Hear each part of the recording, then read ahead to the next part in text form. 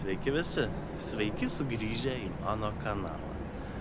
Tai va, dabar esu Šendženo mieste. Tai vienas didžiausių miestų visoje Kinijoje. Už manęs šio miesto savivaldybė, Civic Center, tvarko miesto reikalus ir panašiai. Ir čia viena pagrindinių aikščių. Tai va, norėjau atkreipti dėmesį, kad ne viskas čia yra taip teigiama, taip puiku, kaip visuomet gali pasirodyti. Man daugelis dalykų atrodo nebūtinai priimtini gyvenant šioje šalyje. Tai va, pirmas dalykas, kuris tiesiog krenta į akis, tai žinoma yra internetas. Internetas, be kurio, šiomis dienomis, mes neįsivaizduojame savo gyvenimą ir reikia bendrauti tiek su kitais žmonėmis, su artimaisiais, taip pat sekti informaciją, žiūrėti video, persiųsti informaciją ir visą kitą. O čia, Kinijoje, visa tai yra užblokuota. Visi puslapiai, visi Facebookai, YouTube'ai, Instagramai, kiti Google, visas Google'as, visas paslaugos, jų čia tiesiog nėra. Ir taip pat visi lietuviški puslapiai, dauguma jų taip pat yra užblokuoti. Ir tam reikalingas VPN'as.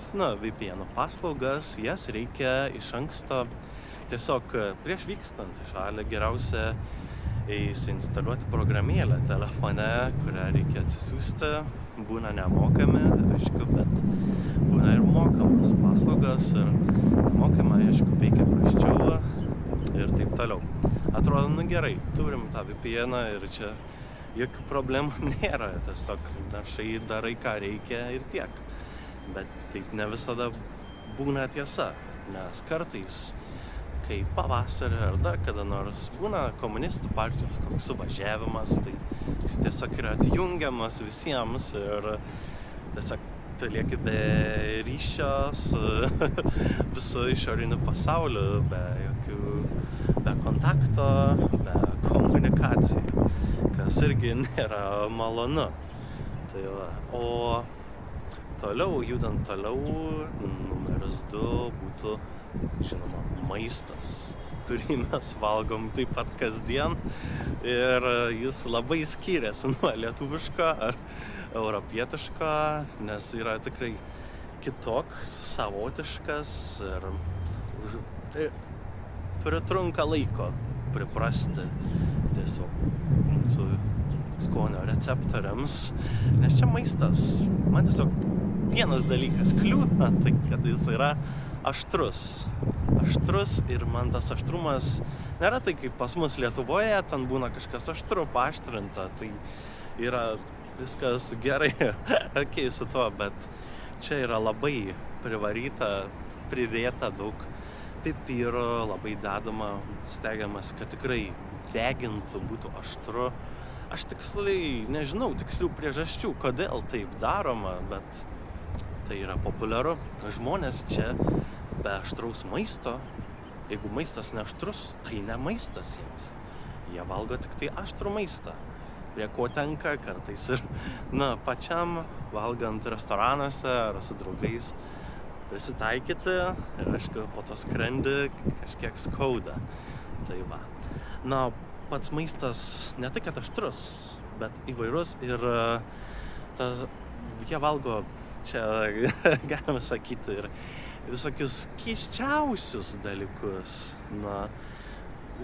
Populiariausias, tai žinoma, maistas, patiekalas, tai yra hot pot, karštieji puodai, kur dedama visokia įvairiausia mėsa, įvairiausios daržovės ir įvairiausi prieskoniai ir, žinoma, dedama aštriame, ta prasme buljone, keista sakoma, ir gaunasi labai aštru, bet galima užsakyti ir neaštraus ir visai neblogai, tikrai man patinka kartais. Neblogas skonis gaunasi kokios jautienos ar kitos mėsos, taip ir su daržovėm, ir kukurūzais, tai tikrai rekomenduočiau. Bet tai va, būtinai turėkite omenyje, kad jis yra kitoks ir čia kiniečių skoniai nebūtinai sutampa su mūsiškiais. O taip, žiūrint, patys žmonės, jie yra tiesiog, aišku, yra kitokie. Atvykstant čia reikia žinoti, kad jie mėgsta fotografuotis kartais. Kartais atrodo, girdėjot turbūt, kad Kinijoje čia kaip čia faina, kaip čia visi nori su jumis fotkintis, kaip čia visi myli užsieniečius, tai nebūtinai taip gali pasirodyti. Būna ir taip. Tiesiog žmonės einant gatve, kur nors, bet kur. Ačiū Dievui, dabar čia žmonių nėra, bet einant ir jie tiesiog nustemba, jiem išsprogsta akys. Jie tarsi pamatė kažkokį tokį, kaip pasakius, ateivį, retą, tarsi iš erdvėlaivio nusileidusi, taip žiūri ir nesupranta, užsienietis, kaip čia taip?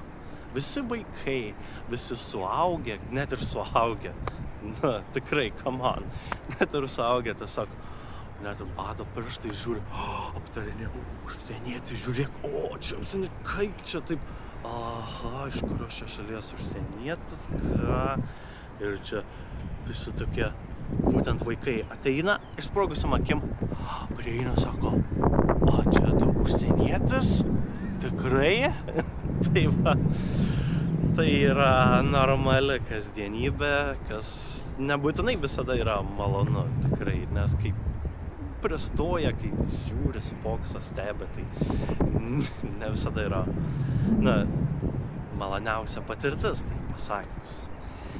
Kas toliau? Na, tai keliaujant, žinoma, irgi svarbu atkreipti dėmesį, kad čia žmonės vairuoja kitaip. Tai vairavimas, požiūris, važinėjant. Tarkim, aš neturiu vairuotojo pažymėjimo, bet vis tiek kartais tenka išvažiuoti su dviračiu, išvažiuoti su, mopedu, išsinuomoju mopedą, važiuoju, pasinuomoju dviratį, važiuoju, čia skenuoju kodą, tai yra puiku, galima važinėtis laisvai. Bet kas neramina, kad kelyje yra viena taisyklė, kad kelyje nėra jokių taisyklių. Važiuojame kaip kas nori ir tiesiog į kelią niekas nekreipia dėmesio, nežiūri, gal žiūri į telefonus, gal dar kur nors, nežinau. Važinėjam ir reikia būti atsargiam, kad nenutrenktų ir žinoma niekada neiti per raudoną, nes tikrai nutrenks. O jeigu einant per perėją ir nėra šviesoforo, automobilis važiuoja ir mato, kad eina žmogus, tai dar ir pagreitina. Tai reikia labai atsargiai vairuoti, labai atsargiai eiti per gatvę, kad neatsitiktų kokia nelaimė. Tai va taip. Kas dar man nepatinka, tai, kaip sakoma, klimatas nėra visada pats maloniausias dalykas. Aišku, puiku, kad čia yra daugiau saulės negu Lietuvoje. Dažnai šviečia saulė daugiau dienų. Taip, tas yra pliusas, tikrai. Bet būna taip, kad oras tampa gana ekstremalus, gana prasideda liūtys, dažnai netikėtai prasideda krušos, liūtys, žiemą pūgos. Ir tikrai šie įvykiai dažnėja. Prieš kelius metus Džangdžou mieste buvo tiesiog visas metro užlietas ir žmonės įstrigo jame. Tai reikia būti atsargiai reikia žiūrėti prognozę, sekti orus ir panašiai. Bet taip pat, man tiesiog atrodo keista, kad kai kur centrinėje Kinijoje gyvenant daugiabučiuose nėra šildymo žiemos sezonu ir žiemos tikrai būna šaltos ir tikrai namuose būti nejauku, noris bėgti iš namų į kokį prekybos centrą, dar kur nors kur šilčiau. Tai reikia pasirūpinti namie, bent jau šildymo, šildytuvais, prisipirkti. ir pasirūpinti, kad būtų bent jau miegamajame arba kambaryje viename būtų šilta. Va tai. Kas toliau? Man tikrai nepatinka, kaip žmonės čia rūko. Taip, Kinijoje rūkymas yra fenomenas. Čia yra rūkalių rojus. Rūko visi, vos ne kiekvienas atrodo ir nėra jokių apribojimų tam. Nėra visiškai jokių apribojimų net ir paaugliams. Atrodo, net ir 14-mečiai, 15-mečiai rūko ir nieko tai nestebina. Nes aš kiek girdėjau, tabako pramonė yra labai skatinama ir turi būti surūkomos tam tikros kvotos. Ir tai tiesiog absurdiška situacija, kai einant kur nors, ne tik gatve, bet kur visi rūko.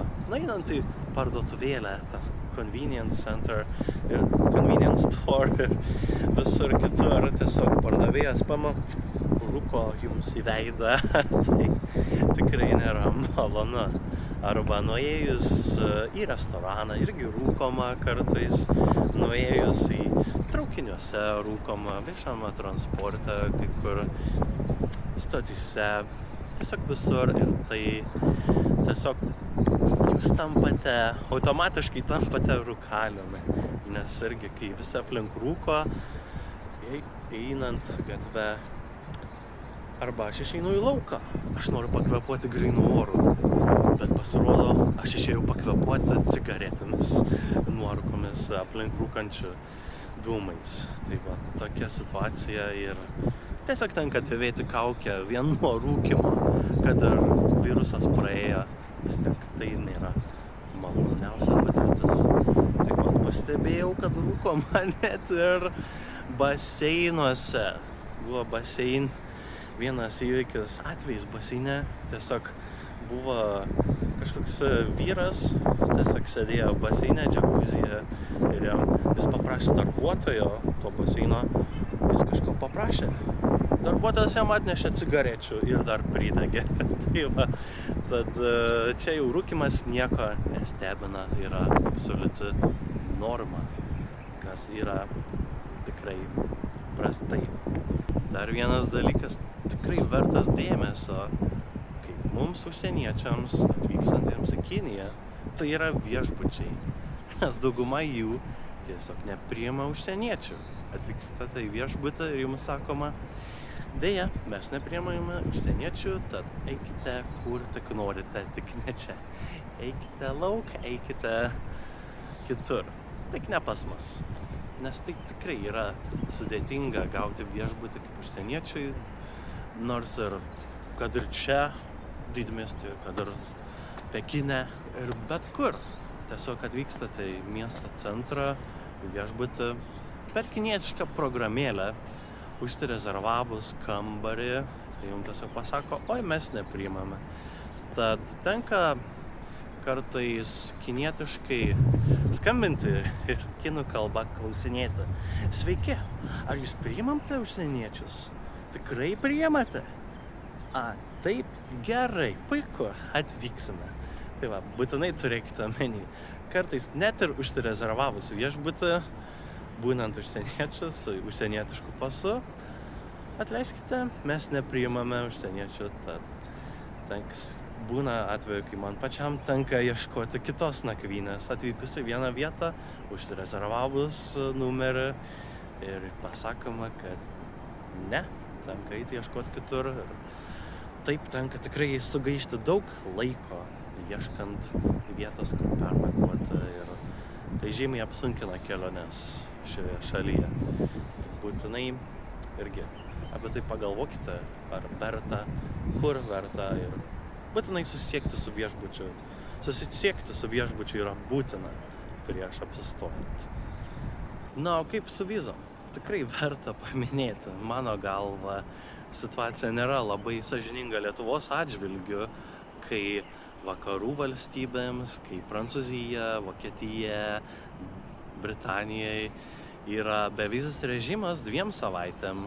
Na, mum paprastos vizos, aišku, nėra labai sudėtingų reikalavimų jas gauti, reikia skrydžių, dokumentų, skrydžių bilietų, draudimo ir panašiai. Tačiau mums, ne taip kaip daugumai kitiems, yra sustabdomas vizų išdavimas, tiesiog nebeišduoda kartais vyriausybė nenuotaikoja Kinijos, nebeišdavinėja vizų, kartais gerai atsileidžia, vėl išdavinėja vizas ir taip toliau. Na žinoma, tai ne vien tik Lietuvai, būna ir Prancūzijai, buvo ir visokių atvejų visokiam šalim, bet tai tikrai nėra teigiamas dalykas, apie ką norėčiau pasakyti. Na, mes taip pat Kinijoje neturime jokios atstovybės ar ambasados. Artimiausia Lietuvos ambasada yra Seule, kurią, aišku, nėra taip sudėtinga pasiekti, bet vis tiek, jeigu nutiktų koks nors atvejis ar dar prireiktų ko nors, tai mes nelabai turime kur kreiptis. Tai irgi verta žinoti. Tai tiek ir tą norėjau paminėti. Ačiū Jums labai už peržiūras. Ar sutinkate su tuo, ką pasakiau? O gal ir ne? Gal viskas nėra taip prastai, kaip aš čia išvardinau? Parašykite komentaruose. Lauksiu Jūsų atsakymų ir susimatysime kitame video. Iki.